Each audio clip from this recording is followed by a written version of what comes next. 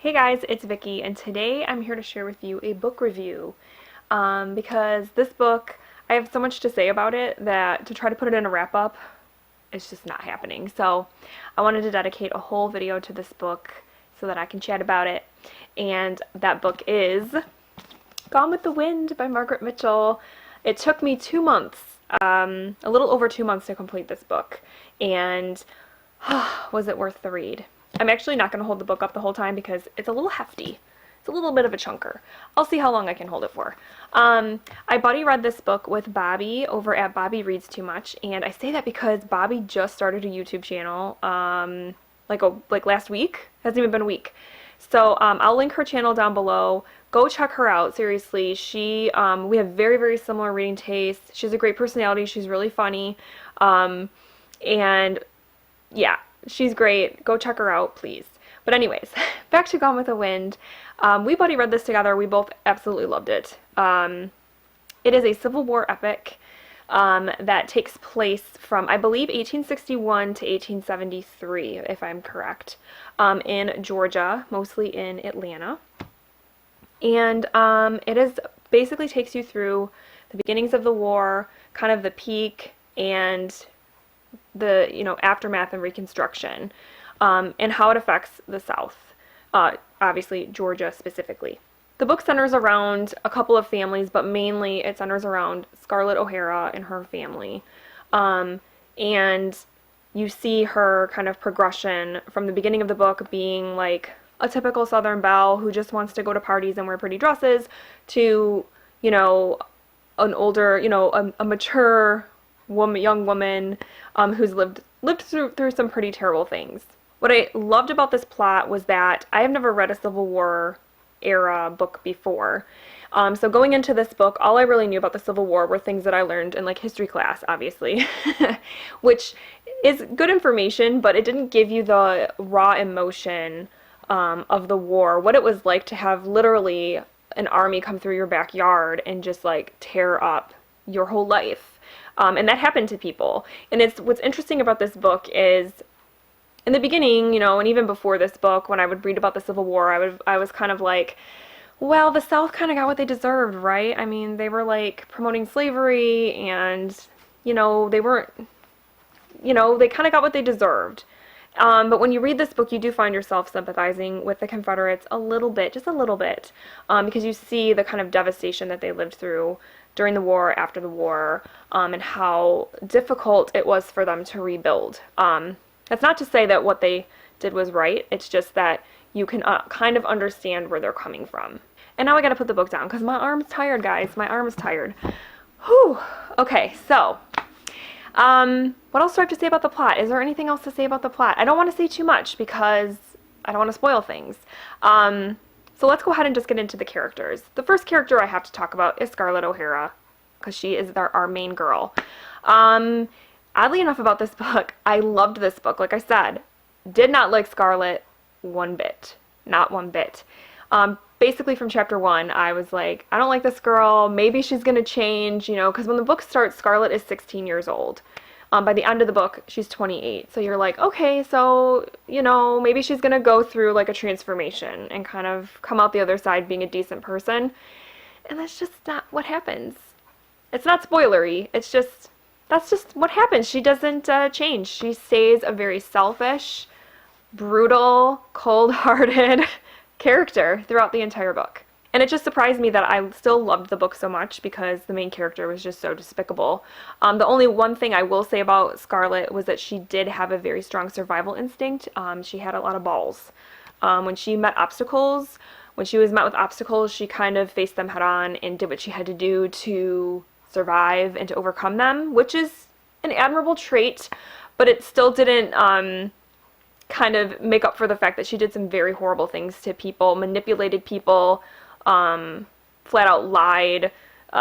She was just not a nice person. The other character I want to talk about is probably my favorite character from the book, and that is Rhett Butler. He is Scarlett's love interest. So yes, there is a love story going on in this book, which typically I do not gravitate towards at all. But this love story is kind of unconventional, and I enjoyed it. I especially enjoyed Rhett, like I said, because he was a lot like Scarlet in that he was very outspoken. He did what he had to do. He didn't really care what people thought about him, which was good. But the difference between him and Scarlet was that he was not manipulative. He was I felt very forthright about his opinions and about his intentions. And I think overall he was a good person, whereas Scarlet was not. And the last character I just want to briefly mention, there's a lot of characters in this book. Obviously, my copy is 960 pages, so there's a lot going on in this book. There's a lot of characters. But the last one that I want to talk about briefly is Melanie. And she is basically, in the book, Scarlet's family lives on a plantation called Tara. And kind of the next plantation over, 12 Oaks, is where the Wilkes live. And Melanie marries one of the Wilkes children. So she kind of becomes a main character. And at the beginning of the book, I was not really feeling Melanie either, because I felt like she was the opposite of Scarlet in that she was very naive. She was very she was like a pushover, she never stood up for herself. She took everything, and it was like, come on, girl, like, you can't be that stupid, right? And by the end of the book, though, I really, really respected her, and I really thought that she had a lot of heart and a lot of honor. And she was like one of those characters that, yes, she was all forgiving. She always gave people another chance. She often tried to help and reach out to people that, everyone else had turned their back on. She was kind of there. She actually was a really great character. And like I said, a perfect opposite to Scarlet. So like I kind of mentioned when I talked about Scarlet, the main theme, I think, of Gone with the Wind is the idea of gumption.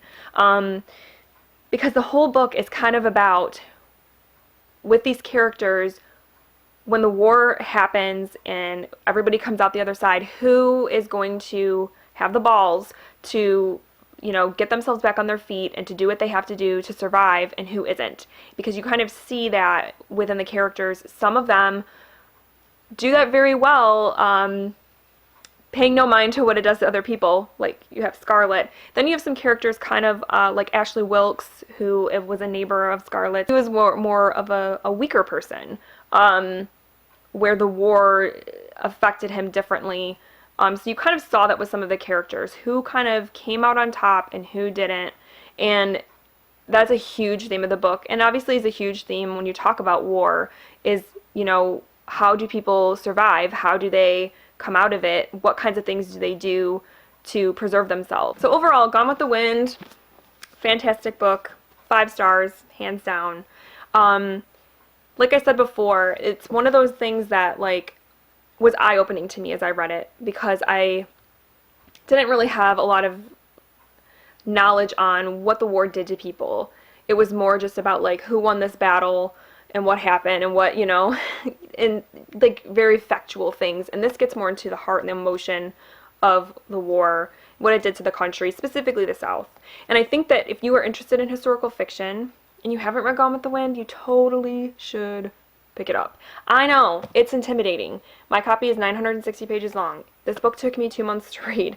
I read about a chapter or two. It was about 2 chapters, I think, on average a day. And I liked that pacing because it kind of let me kind of read other books if I wanted to. But it wasn't I knew I was going to take my time with it, and that was okay. And I liked that, and I think that, despite it being a very big book, the writing is so approachable. The plot is, there was never a dull moment to me while reading this book. I never felt like there was a slow part. It had a very nice pace that just kept you picking it up and wanting to find out what happened. And I was surprised by that, because I thought it was going to have its dry parts, being that it took place in the Civil War era. I was just kind of I don't know if this is going to sit well, but it was fantastic, and I highly recommend it to anybody out there. Don't be intimidated by the length. You will find yourself just wanting to pick this up all the time, and you'll finish it before you know it. So yes, like I said, I gave this book 5 stars, all the stars. It's great. Definitely pick it up. I did also want to mention, I'm going to put it back down though, because it's heavy, guys. I did also want to mention though that I watched the movie right after I finished the book, because I'd never seen it before and I wanted to compare, and I thought it was okay. I know some people are going to be like, oh, because, you know, it's like such a classic and people just like love it. But for me, I was like, the book was better. I mean, what can I say? The book was way better. I thought that they did a pretty decent job doing the adaptation. They had to cut some things out, obviously. I mean, the movie is still like 4 hours long. So, I mean, but they did still have to cut things out, you know, for time constraints and change some things about the characters. I get that, but I think some of the things that they took out regarding Scarlet in terms of her character, and I don't want to say what they are because it would be spoilery. There were things about Scarlet that were a very major part of the story and about her character, and they removed those from the film version. And I feel like they may have done that to make her more likable and maybe a little more relatable. I don't know. I felt like overall Scarlet was more likable in the movie. And Vivian Leigh was great, don't get me wrong. But I didn't like the way that they kind of made Scarlet better than she actually was. I also felt parts of the movie were a little bit overacted. And one of the things that drove me absolutely nuts, and this does like in any movie, where the book takes place in, or the story takes place in Georgia, okay, the American South. They have an accent, okay? I'm not even going to try to replicate a Southern accent, because I'm a Michigander. I have like that weird, almost like Midwest funky accent. I know that. So I'm not going to try to talk like I have a Southern accent. But the people in the movie, nobody had Southern accents. The actor that played Ashley Wilkes was British, and he sounded British. And I'm like, we're supposed to be in Georgia here, guys. What's going on? I don't know. Maybe in Georgia in 1861 they didn't have Southern accents. I find that highly unbelievable. But that bothered me a lot. However, like I said, I thought that they did a fairly decent job at adapting the movie, or the book, to a movie. I thought that the score was really pretty, like the music they played at the beginning, like during the opening credits and at the end, I thought was beautiful. The costumes were, oh my gosh, they were so pretty. And I'm like a jeans and t-shirt kind of girl most of the time, but those big hoop skirts, some of those dresses that Scarlett O'Hara wore in the film were just beautiful, beautiful. So yeah, overall a good movie. If you wanted to watch the movie and not read the book, you're missing out. I'll just say that. And for those of you that have seen the movie and want to read the book, please read the book. Like, this is one of those instances where the book is better.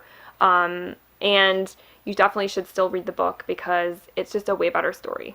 Alright guys, so that is my review of, I'm going to pick it up one more time, of Gone with the Wind by Margaret Mitchell. Like I said, 5-star read. I totally recommend to everyone, anyone that is interested in American history or in historical fiction. This book is fantastic. I've already, because of reading this book, I want to now read more books that are taking place in the Civil War. I've added a couple to my TBR because this kind of has got me hooked now and I want to read more about that era. So yeah, if you guys have any recommendations for Civil War era books, I know there's North and South, obviously, but if there's any others out there, please let me know because I would love to pick up some more Civil War stuff. So, yeah, that's all I have for today, though, and I hope that you guys are having a great week, and thank you so much for watching. And don't forget to check out Bobby's channel. Bobby reads too much. I'll link it down below. Okay, have a great day, guys. Bye.